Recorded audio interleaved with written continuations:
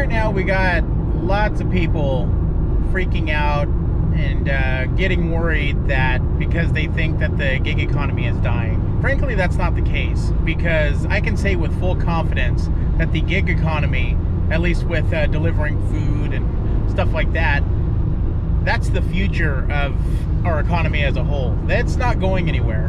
The companies may change, but the idea of it probably won't ever go away unless they start introducing some crazy ass laws that kind of kill it for everybody, which I hope they don't. I don't think they will. As a whole, it's not going anywhere.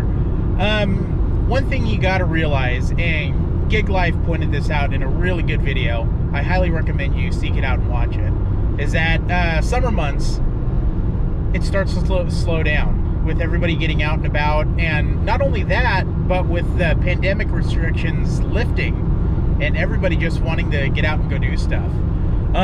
For where I'm at, in Redding in Northern California, the lockdown hasn't really been locking anybody down for the past, I don't know, 6 to 8 months.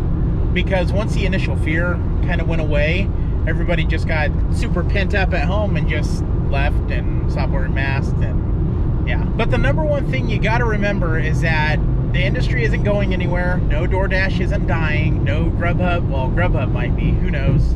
Uber isn't dying. All that fun stuff. I still take the stance that the Instacart update is absolute garbage, and I hate it, but it still provides work. With that being said, you really need to get on every single app that you possibly can get your hands on. If it's in your city or if it's in the neighboring city, whatever, get on it. Get signed up, get on the wait list, do what you got to do to get on. And that's really the secret to doing this full time. There's absolutely no possible way. I take that back. There is a way, but it's not very, but it's very time consuming. You can live off of one app. I'm pretty sure if I tried hard enough, work 12-hour days, work 6 to 7 days a week, I could probably live off of DoorDash no problem. And when I say live off of, I just mean pay my bills, pay my house payment, and buy food. That's not including paying taxes or putting anything away for savings or putting anything away in investing or anything like that. That's just bare minimum living. And I don't like bare minimum living. If I wanted to do bare minimum living, I'd go take that $15 McDonald's order that's offering a $500 sign-on bonus. I'd go back to Walmart and live a miserable life. But the plus side to that is that I'll have full time and I won't be working 7 days a week. So, with all that being said, something you have to realize if you want to survive in this gig economy. One, you have to build up your savings. No matter what, you always have to put money away because you don't know what tomorrow's going to bring. And once you do that, you're going to take a whole lot of stress off yourself.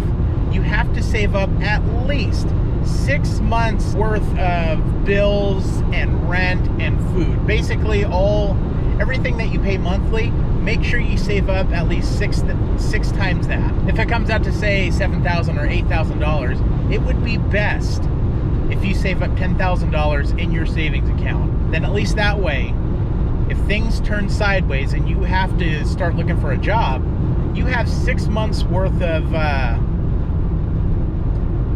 bills and house payments in your savings, and enough to live comfortably.